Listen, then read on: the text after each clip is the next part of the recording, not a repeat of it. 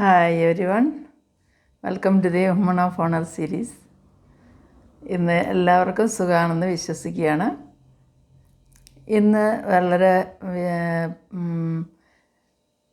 നമ്മൾ എപ്പോഴും പറയാത്തതായ ഒരു വിഷയത്തെക്കുറിച്ച് സംസാരിക്കാമെന്ന് വിശ്വസിക്കുന്നു. പ്രത്യേകിച്ചും ഇന്നത്തെ തലമുറയിലുള്ള അമ്മമാർക്ക് പ്രയോജനപ്പെടുന്ന ഒരു കാര്യമാണെന്ന് ഞാൻ വിശ്വസിക്കുകയാണ്. അത് ഇന്നത്തെ ഒരു ട്രെൻഡിങ് ആയിട്ടുള്ള ലൈഫ്, മക്കളൊക്കെ വന്നിട്ട് എഡ്യൂക്കേഷന് വേണ്ടിയിട്ട് ഹയർ സ്റ്റഡീസിന് വേണ്ടി പുറം രാജ്യങ്ങളിലേക്ക് പോകുന്നു. അതുപോലെ മറ്റുള്ള രാജ്യങ്ങളിൽ സെറ്റിലാകുന്നു. PR എടുത്തവിടെ തന്നെ അവരുടെ തലമുറകളായിട്ട് ജീവിക്കാനായിട്ട് ആഗ്രഹിക്കുന്നു, സെറ്റിലാകുന്നു.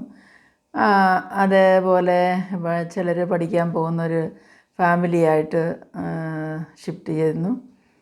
അവർക്ക് ഫാമിലി വിസ കിട്ടുന്നു. അവർ 5 വർഷം അതുപോലെ എത്രയോ വർഷം അവർക്ക് വിസ കിട്ടുന്ന വർഷത്തേക്ക് പോവുകയാണ്. പിന്നെ PR എടുത്ത് അതാത് രാജ്യങ്ങളിൽ സെറ്റിലാകുവാനായിട്ട് താല്പര്യപ്പെടുന്നു. യൂറോപ്പിലേക്കും കാനഡ, അമേരിക്ക, ഓസ്ട്രേലിയ തുടങ്ങിയ രാജ്യങ്ങളിലേക്ക്, വികസിത രാജ്യങ്ങളിലേക്ക് മലയാളികൾ പോയിക്കൊണ്ടിരിക്കുന്ന ഒരു തലമുറയാണ് ഇപ്പോൾ അധികം നമ്മൾ കണ്ടുകൊണ്ടിരിക്കുന്നത്. അപ്പോൾ ആ തലമുറയിൽ ഉള്ള അവരുടെ ജീവിത രീതി പുറം രാജ്യങ്ങളിൽ ചെന്ന് കഴിഞ്ഞെന്നാൽ നമ്മൾ നാട്ടിൽ ജീവിച്ച പോലെയല്ല, ഇന്ത്യയിലൊരു ജീവിതം പോലെയല്ലെന്നുള്ളത് നമുക്കറിയാം. അതായത് നമ്മളൊരു ചെടിയല്ല ഒരു മരത്തെ പറിച്ച് വേറൊരു സ്ഥലത്തേക്ക് മാറ്റി നടുമ്പോൾ ഉണ്ടാകുന്നതായ വ്യത്യാസങ്ങൾ അത് വളരെയധികം. ചില ചെടികൾ നന്നായിട്ട് വളരും, ചിലത് വന്നിട്ട് ഉണങ്ങിപ്പോവും, ചിലത് വാടി നിൽക്കും, ഇല പൊഴിയും, അല്ലെങ്കിൽ ഇല പൊഴിഞ്ഞ ശേഷം വീണ്ടും കിളുത്ത് വരും. അങ്ങനെയൊക്കെയുള്ള പോലെ തന്നെയാണ് മനുഷ്യനും വന്നിട്ട് നമ്മൾ ജനിച്ച് വളർന്ന കൾച്ചറിൽ നിന്നും പൂർണ്ണമായിട്ടും മാറി വേറെ രാജ്യത്തേക്ക് ഷിഫ്റ്റ് ചെയ്യുമ്പോൾ തുടക്കത്തിൽ, അതായത് ആദ്യം ഉള്ള സമയത്തൊക്കെ അവർക്കതുമായിട്ട് അഡ്ജസ്റ്റ് ചെയ്ത് പോകാനായിട്ട് പ്രയാസം തോന്നും. അതുപോലെ വളരെ ബുദ്ധിമുട്ട് അനുഭവിക്കുന്നവരുണ്ട്, ചിലരതിനെ ഓവർകം ചെയ്ത് നന്നായിട്ട് വരുന്നവരുമുണ്ട്. അപ്പോൾ അങ്ങനെയുള്ള ഒരു ട്രെൻഡിങ് നടന്നുകൊണ്ടിരിക്കുകയാണുള്ളൊരു ചേഞ്ച് വന്നുകൊണ്ടിരിക്കുന്ന ഈ സമയത്ത് നമ്മൾ ഈ തലമുറയിലുള്ള അമ്മമാർ, അതായത് യങ് ജനറേഷൻ, 1ഉം 2ഉം കുട്ടികളുള്ളവരാണ് അധികം പേരും. ചിലർക്ക് മക്കൾ 2 പേരും ജോലി ചെയ്യുന്നവരായിരിക്കും. ഒരാൾ പഠിക്കുകയും മറ്റേ ജോലി ചെയ്യുന്നുണ്ടാവും, അല്ലെങ്കിൽ 2 പേരും ജോലി ചെയ്യുന്നുണ്ടാവും. അങ്ങനെയൊക്കെയുള്ള സമയങ്ങളിൽ കുഞ്ഞുങ്ങളുമായിട്ട് ഒക്കെ അവർക്ക് കഴിഞ്ഞു പോകേണ്ട സമയം, കാര്യങ്ങളൊക്കെ വളരെ ബുദ്ധിമുട്ട് നേരിടുന്നു. അതുപോലെ ചിലർക്ക് എന്താകുന്നെന്ന് ചോദിച്ചു കഴിഞ്ഞാൽ അവർ ഒരു കോളേജ് ലൈഫ്, ആ പീരീഡിൽ അവർ ഡിഗ്രി കഴിയുമ്പം ഷിഫ്റ്റ് ചെയ്യുകയാണ്. അങ്ങനെ വരുമ്പോൾ അവർക്ക് അവിടെ ചെന്ന് എല്ലാം പരിചയപ്പെട്ട് തന്നെ സ്വയം കുക്ക് ചെയ്യണം, സ്വയം വാഷ് ചെയ്യണം, എല്ലാ കാര്യങ്ങളും തന്നിച്ച് ചെയ്ത് അതിൻ്റെ കൂടെ പഠിത്തമൊക്കെ, പിന്നെ പാർട്ട് ടൈം ജോലി, ഇതൊക്കെ കൂടെ ആകുമ്പോൾ ഭയങ്കര സ്ട്രെസ്സിങ് ആയിട്ട് തോന്നാറുണ്ട്. അപ്പോൾ ഞാൻ ഇപ്പോൾ ഈ ജനറേഷനിലെ അമ്മമാരോട് പറയുവാനായിട്ട് ഉദ്ദേശിക്കുന്ന ചില കാര്യങ്ങളാണ്. അതായത് ഞാൻ കണ്ടതും അനുഭവിച്ചതും എൻ്റെ ജീവിതത്തിൽ ഞാൻ നേരിട്ട് പരിചയപ്പെട്ടതുമായ ചില സംഭവങ്ങൾ പറഞ്ഞുകൊണ്ട് നിങ്ങൾക്ക് പ്രയോജനപ്പെടുന്ന രീതിയിൽ അതിനെ ഒരു വീഡിയോ ആക്കി ചെയ്യാമെന്ന് വിചാരിച്ചിട്ടാണ്. അധികം നീട്ടുന്നില്ല, ഏതാനും ചില ടിപ്സുകൾ പറഞ്ഞുകൊണ്ട് വീഡിയോയിലേക്ക് കിടക്കുകയാണ്.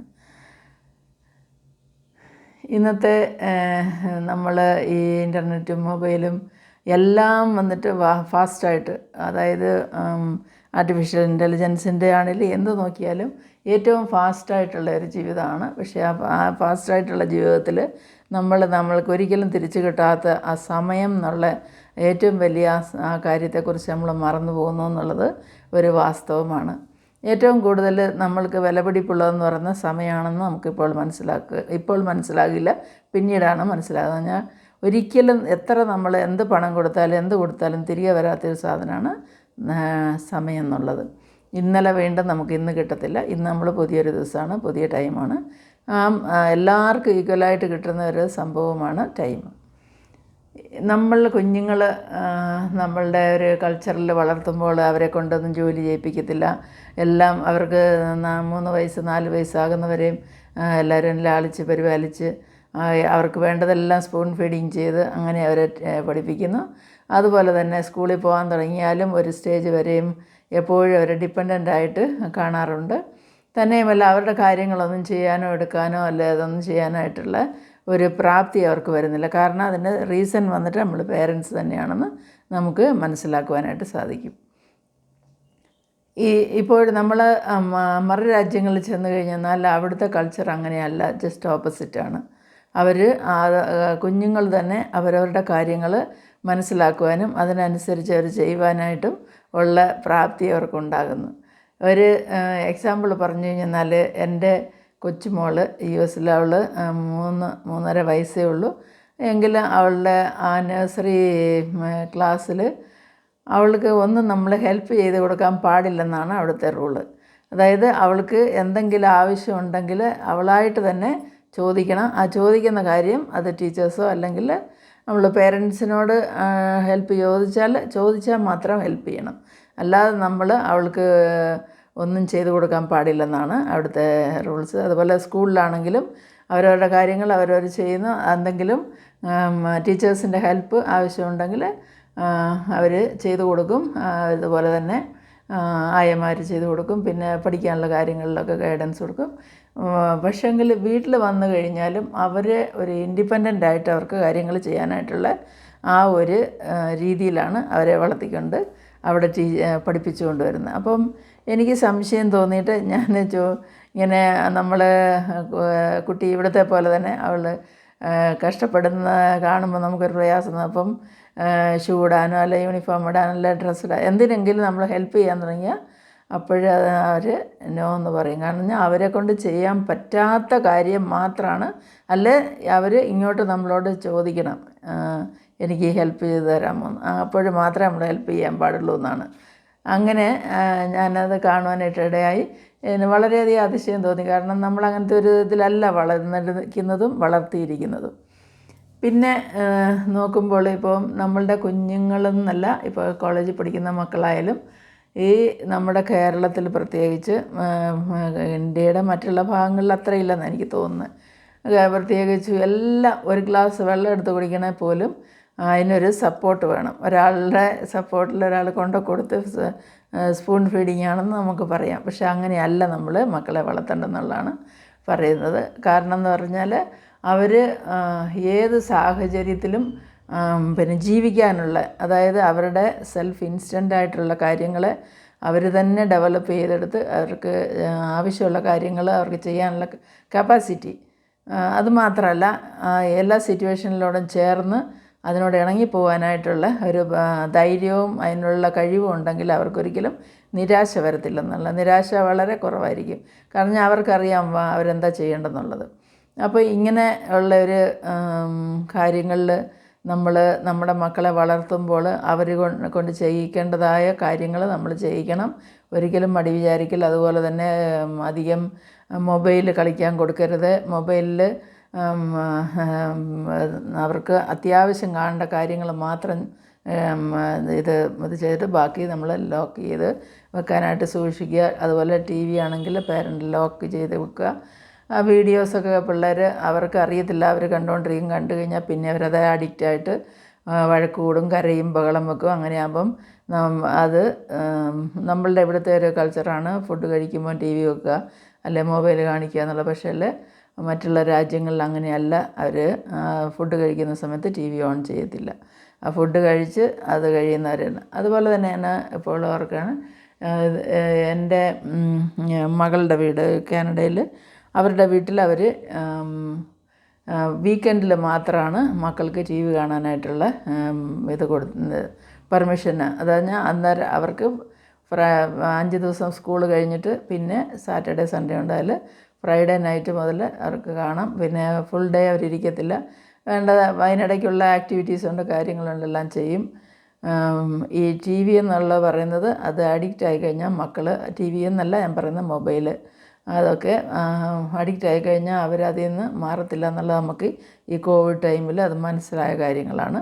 അപ്പോൾ അത് ടൈം വയ്ക്കുക, ഇത്ര സമയം മാത്രം കാണാനായിട്ടുള്ളത്. അതൊരു സ്ട്രിക്റ്റായിട്ടുള്ള ഒരു ഇത് കൊച്ചു പിള്ളേരായിരിക്കും മുതൽ അത് നമ്മൾ പഠിപ്പിക്കണം. ഞാൻ കണ്ട കാര്യമാണ്. അതുകൊണ്ടാണ് ഞാൻ പറഞ്ഞത്, നേരിട്ട് കണ്ട കാര്യങ്ങളാണ്. അതുപോലെ എൻ്റെ മോൻ്റെ വീട്ടിലാണെങ്കിൽ അവർ എൻ്റെ കൊച്ചുമോന് അവന് 5.5 വയസ്സ് ഉള്ളൂ. ഇപ്പോൾ 6 വയസ്സായിട്ടുണ്ട്. അപ്പോൾ 5.5 വയസ്സുള്ള സമയത്ത് തന്നെയാണേലും അവന് ആക്ടിവിറ്റീസ് ഇല്ലാത്ത ദിവസം, അതായത് സ്കൂൾ കഴിഞ്ഞ് സാറ്റർഡേ സൺഡേ ലീവ് ഉണ്ടെങ്കിൽ സാറ്റർഡേ പിന്നെ അവന് സ്കീയിങ് പോലെ എന്തെങ്കിലും ഒരു സ്പോർട്സിൻ്റെ ആക്ടിവിറ്റീസ് കാണും. അതില്ലാത്ത ദിവസങ്ങളിൽ അവൻ്റെ റൂം ക്ലീൻ ചെയ്യണം, അവൻ്റെ പാസേജ് ഇത് തുടയ്ക്കണം. അതുപോലെ തന്നെ അവൻ്റെ ബുക്ക് കാര്യങ്ങൾ എല്ലാം നീറ്റായിട്ട് സാറ്റർഡേ എല്ലാം റൂം ക്ലീൻ ചെയ്ത് അറേഞ്ച് ചെയ്തെല്ലാം വയ്ക്കും. അങ്ങനെ വെക്കുമ്പോൾ അവന് $1 കൊടുക്കും. ആ $1 കൊടുക്കുന്നത് അവൻ എന്നിട്ട് സേവ് ചെയ്ത് വെക്കും. അവൻ്റെ ഒരു ബോക്സ് ഉണ്ട്, അതിനകത്തിട്ട് വെക്കും. അങ്ങനെ കുറേ ദിവസങ്ങളിൽ കളക്ട് ചെയ്തിട്ട് അവന് ഇഷ്ടമുള്ള ടോയോ അല്ലെ ഗെയിമോ എന്തെങ്കിലും വാങ്ങിക്കാനായിട്ട് അത് യൂസ് ചെയ്യും. അപ്പോൾ ചെറിയ കുട്ടികൾക്ക് നമ്മൾ ആ ടിപ്പ് കൊടുക്കുന്നത് കൂടെ അവർക്കത് ചെയ്യുവാനായിട്ടൊരു ഉത്സാഹം കാണും. പിന്നെ തന്നെയല്ല, അവർക്ക് അവരുടെ കാര്യങ്ങൾ ചെയ്ത് പഠിക്കാനായിട്ടും തുടയ്ക്കുക എന്ന് പറഞ്ഞാൽ മെഷീൻ വെച്ചാണെങ്കിലും അല്ലെങ്കിൽ റൂം ക്ലീൻ ചെയ്യുന്നത് വാക്യൂം വെച്ചാണെങ്കിലും ഒക്കെ അതൊക്കെ ചെയ്യാനുള്ള ആ ഒരു കഴിവും കാര്യങ്ങളും ഒക്കെ ചെറിയ പ്രായത്തിൽ നമ്മൾ പഠിപ്പിക്കേണ്ട ആവശ്യമാണ്. കാരണം എന്ന് പറഞ്ഞാൽ ഇനിയിപ്പം വെളിരാജ്യങ്ങളിൽ സെർവൻറ്റിനെ കിട്ടാനൊക്കെ പാടാണ്. സെർവൻറ്റിനെ കിട്ടിയാലും അവറിൽ ഇത്ര $1 വെച്ച് കൊടുക്കണം നമ്മൾ. അതൊന്നും ചെന്ന ഉടനെയോ അല്ലെങ്കിൽ ആദ്യ വർഷങ്ങളിലൊന്നും സാധിക്കില്ല. ഫാമിലിയായിട്ട് ഷിഫ്റ്റ് ചെയ്യുന്നവർക്ക് ഇതൊക്കെ ഇവിടുന്ന് നിങ്ങൾക്ക് അങ്ങനെ പ്ലാൻ ഉണ്ടെങ്കിലും ഇല്ലെങ്കിൽ അതൊക്കെ ചെയ്ത് പഠിപ്പിക്കുന്നത് നല്ല കാര്യങ്ങളാണ്. ഇപ്പോൾ ഇന്ത്യയിൽ തന്നെ താമസിക്കുകയാണെങ്കിലും അവർക്ക് അവരുടെ കാര്യങ്ങൾ ചെയ്യാനുള്ള കഴിവ് ഉണ്ടാക്കി കൊടുക്കുന്നത് ഏറ്റവും നല്ലതാണ്. തന്നെയല്ല, ഈ മക്കൾ അവർക്ക് എന്ത് ഇൻട്രസ്റ്റ് ഉണ്ടെന്നുള്ളത് നോക്കിയിട്ട് നമ്മൾ അവർക്ക് ആ ഒരു ലൈനിൽ അത് ഡെവലപ്പ് ചെയ്ത് കൊടുക്കാനായിട്ട് കുറച്ചുകൂടെ നമ്മൾ എൻത്യൂസിയാസ്റ്റിക്കായിട്ട് അവരെ സപ്പോർട്ട് ചെയ്യണം. നമ്മളുടെ അത് വേണ്ട ഇത് വേണ്ട എന്ന് പറയാതെ എല്ലാം ട്രൈ ചെയ്ത് നോക്കിയിട്ട് അതിൽ എത്രമാത്രം താല്പര്യമുണ്ടെന്ന് നമുക്കറിയില്ല. അങ്ങനെയാണല്ലോ വലിയ ആർട്ടിസ്റ്റുകളും അതുപോലെ വലിയ വലിയ ആൾക്കാരൊക്കെ ഉണ്ടാകുന്നത്. മക്കൾ എല്ലാവരും ഒരേപോലെ അല്ലല്ലോ. അവരുടെ കഴിവുകളനുസരിച്ച് അവരെ നമ്മൾ മുൻപോട്ട് കൊണ്ടുവരണം. എന്തായാലും ഈ ജനറേഷനിലുള്ള അമ്മമാർ മക്കളെ കൊണ്ട് കുറച്ചൊക്കെ ജോലി ചെയ്യിപ്പിക്കാനായിട്ട് ചെറിയ പ്രായം മുതലേ അവരെ എങ്ങനെ ശീലിപ്പിച്ച് അത് ചെയ്യിക്കുന്നത് ഏറ്റവും നന്നായിരിക്കുമെന്ന് പറയുന്നു. ഈ വീഡിയോ ഇഷ്ടമായെങ്കിൽ ലൈക്ക് ചെയ്യുക, ഷെയർ ചെയ്യുക. ബായ്.